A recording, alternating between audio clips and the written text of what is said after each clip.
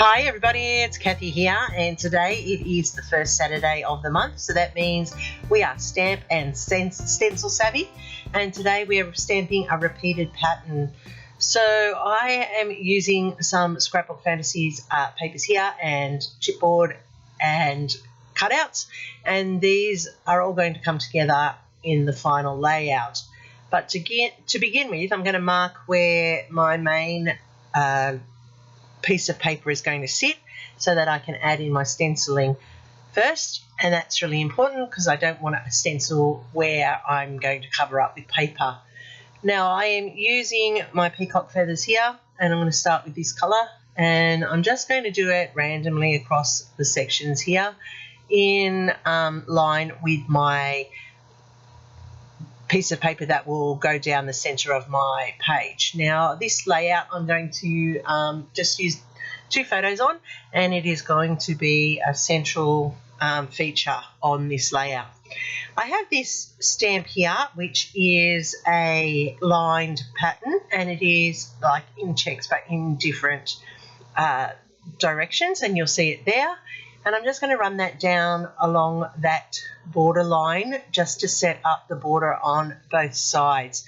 So that's a repeated pattern of the checks across and horizontal and vertical, and that is like a hatchwork on the strokes that are in that stamp.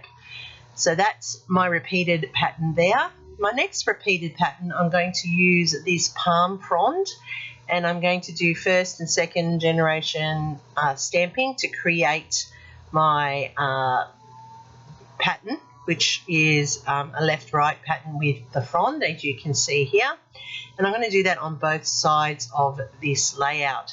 Now I really like how this is turning out. I like that it's not perfectly full solid palm fronds all the way. It's creating a pattern, and the left-right is being repeated on both sides, which gives it that crisscross pattern into the stamping. And I really do like the effect this is having for my border on this layout. I am using in this one here black soot, so it's not a solid black, but it is a darker colour on the layout.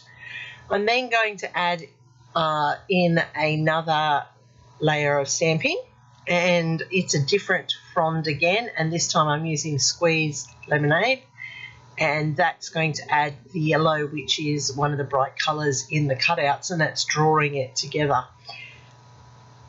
You can build up your stamps just by overlapping and just by using different colours, and then that's creating that pattern. And so that's that repeated stamping idea or concept across the layout.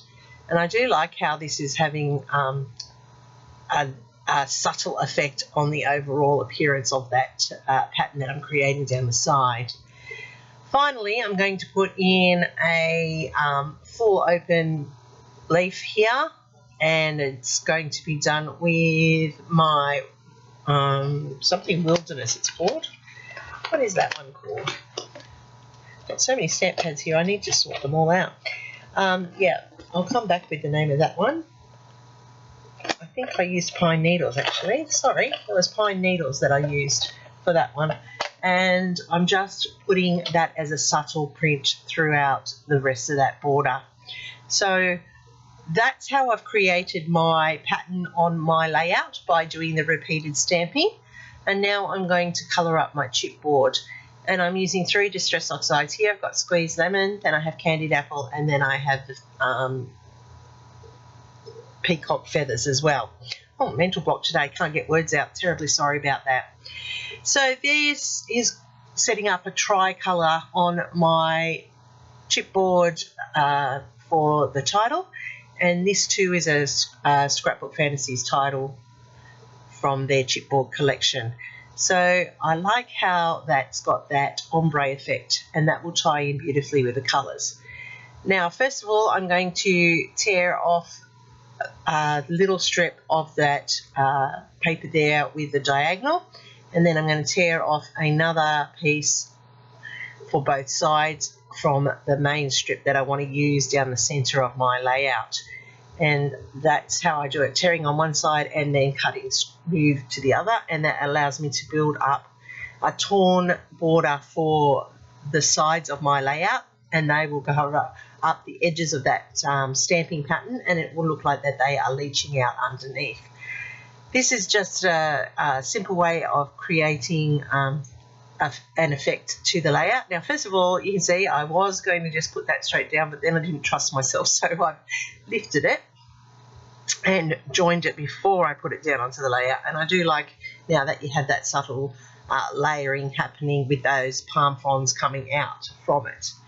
And I'm going to repeat it again over on the right hand side, and that's an easy way of getting some colour onto your layout from your paper pattern range.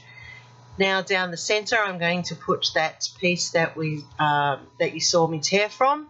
I was originally going to keep this as a bluish layer, but then I like the brighter colours because my photos have a lot of blue in them.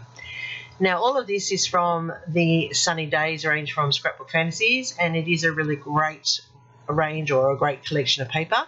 And you just saw me there put that in the wrong direction. Now this piece of paper here has subtle waves on it, so I've just turned it so that the wave pattern is going the right way, and I'm just layering my pictures onto the blue, and that's drawing those colours together. Now these photos here are of my youngest daughter and youngest son, and this was when we first went to Sydney's Wet and Wild, which is now called Raging Waters, and that was when it first opened the very first year, so that was a long time ago. My youngest son there now is 24 this year, no, 23 this year, and my little one there, my daughter, she's turning 21 very soon. So these photos were taken a fair while ago, and it's about time they ended up on a layout, and I am just going through a whole stash of my photos that I have pulled to the side, and I'm going to be working through some of those. So not a chronological scrapper, just a scrapper that finds photos that match the papers or the concepts that I'm dealing with as I'm going through my layouts. So to finish off, I'm just going to add in some Nuvo drops, and I'm putting in some green to add in some more subtle, and that's picking up the green on those tubes that they're sitting on in the water. And then I'm going to add in just another little subtle point of yellow just to finish off those clusters and tie in the yellow that I brought in with the stamp and the yellow in the colour cuts. And I love how this has all come together. It was a quick and a simple layout to pull together, but that's what we can do with our stamps and with stencils. You too can have a go at doing things like this. It is subtle and it is easy to do. You're just overlapping your stamps, and that creates a pattern on your layout. So this is how it has all come together. I really do like the subtle techniques in there with those different leaves layered on top of each other, the stencil there in the background drawing it all together, and the torn paper is adding that little bit of colour and a place to create for the embellishments. So I hope that there's something here that's earned a thumbs up from you.